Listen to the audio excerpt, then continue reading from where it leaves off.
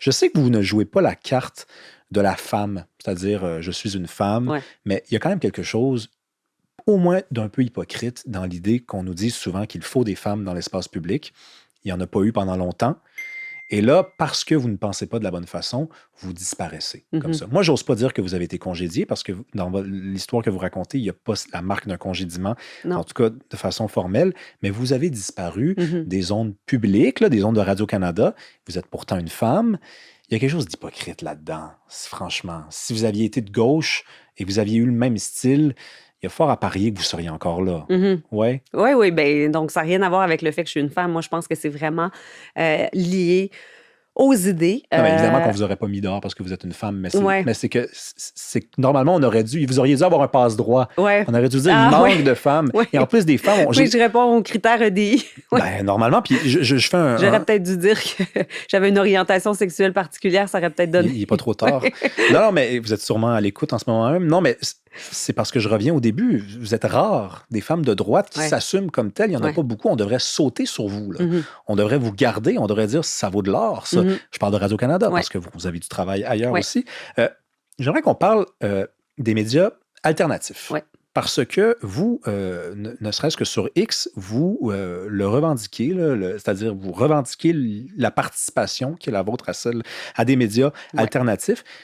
Question de base, c'est quoi un média alternatif pour vous?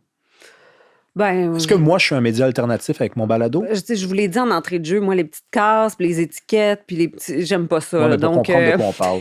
ben, j'utilise le vocabulaire abondamment entendu, abondamment utilisé. Donc, quand je parle de médias alternatifs, je parle de tout ce qui est sur le web, mais qui n'est OK. pas nécessairement sur les antennes radio, FM, télévision et les grands médias écrits. Mais en même temps, là, je ne tracerai pas de ligne exacte parce que, justement, j'aime pas les étiquettes, j'aime pas les petites cases, puis... Mais je parle de faire des ponts. Je crois à l'importance de construire des ponts entre les médias dits traditionnels ou les médias, les médias traditionnels ou les grands réseaux qu'on a connus dans toute notre enfance et les médias qui se développent, qu'ils soient des podcasts, qu'ils soient des journaux alternatifs ou des médias qui sont plus naissants ou dans un courant, peut-être, je dirais plus sur le web, là. Mais je trouve ça important de construire des ponts entre... et de pas... que personne s'emprisonne dans une sphère ou s'emprisonne dans un couloir de médias traditionnels ou médias alternatifs. Et j'aime pas quand on m'a reproché parfois d'aller dans un couloir ou dans l'autre et un couloir me dit, eh bien, ah ouais, on devrait tous se parler, on devrait tous travailler ensemble, on a chacun nos publics, on a chacun nos façons de travailler, mais je crois vraiment à l'importance et à la force de discuter et discuter avec la pluralité des voix. Et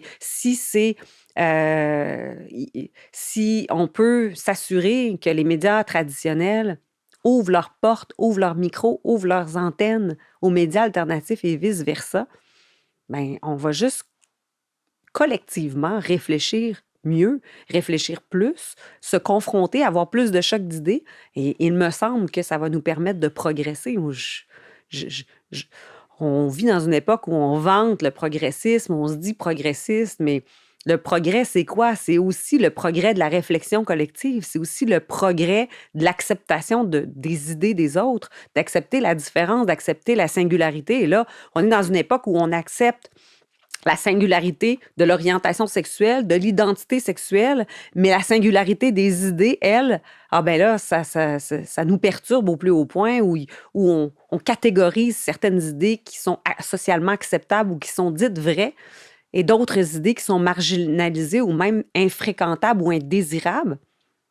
Pourtant, dans l'histoire, il y a plein d'exemples qui nous démontrent, et ça, j'ai déjà dit en ondes à Radio-Canada, et ça avait des plus...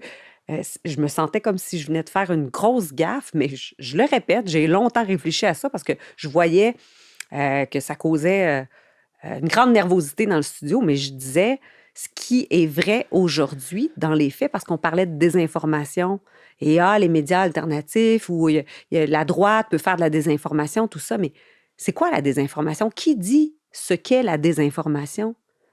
L'histoire est remplie d'exemples où un fait qui s'était avéré vrai ou faux à une époque s'est avéré inverse quelques années plus tard, après vérification. Par exemple, les armes de destruction massive qu'on pensait qu'il y avait en Irak pour justifier certaines actions militaires, où après coup, on s'est rendu compte qu'il n'y avait pas d'armes de destruction massive. Bien, à une certaine époque, dire qu'il y avait des armes de destruction massive, ça pouvait être vrai. Et à une autre époque, on s'est rendu compte que ça ne l'était pas. Alors, elle est où la ligne entre la désinformation, le vrai du faux? Elle est là où le dogme décide de Ben s'installer. oui, Non, le mais FLQ, qui était soi-disant une organisation terroriste, mais qu'après coup, on s'est rendu compte qu'il y avait des agents infiltrateurs et que finalement, l'histoire était rendue tellement complexe que c'était difficile de mettre la ligne sur ce qui s'est réellement passé. Donc, quelqu'un ou un média alternatif aurait dit 1 mois, 5 mois, 6 mois, un an d'avance avant les autres. Je pense que le FLQ a été infiltré, par exemple, à une époque où on disait c'est une organisation terroriste. Bien, il aurait pu passer pour un désinformateur alors que l'histoire a démontré que, bon, autrement.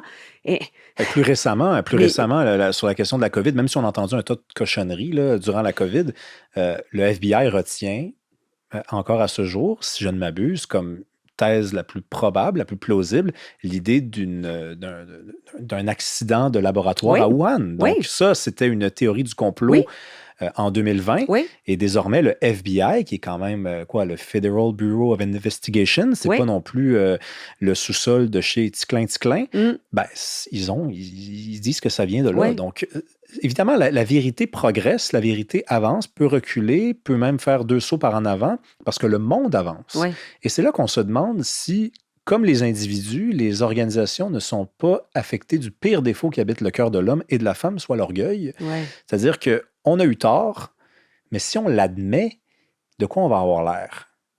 Et peut-être que l'avenir est à ceux qui seront capables de dire j'ai eu tort, Ouais, je suis humain, ouais, je suis une organisation même, ouais, je m'appelle tel média, je me suis trompé. ouais, On avance maintenant. ouais, ouais, Hein, on est un tas d'humains ouais. qui se sont regroupés. Mm, On a fait une erreur, on était même plusieurs à l'avoir fait en même mm, temps. Est-ce que vous êtes prêts à nous pardonner? On ne pardonne pas à celui ou celle qui tient son bout même quand il a tort, ouais. mais on pardonne à celui qui est humain. Ben oui, ben oui. Puis il y a une question de crédibilité au bout du compte. Parce qu'on garde sa crédibilité quand on admet qu'on a eu tort ou quand on admet qu'on a erré. Et justement, si on ouvre la porte à une pluralité des opinions, à une pluralité des points de vue, ben ça devient plus facile par la suite de dire, ben je faisais partie du camp qui militait pour telle idée ou telle idée, mais j'ai eu tort. Mais au bout du compte, on garde notre crédibilité parce qu'on a laissé sur le plateau autour de nous, on a laissé le micro à d'autres qui pensaient pas comme nous, puis qui finalement, ils ont eu raison. Donc, la pluralité des opinions serait vainqueur en tout temps, là.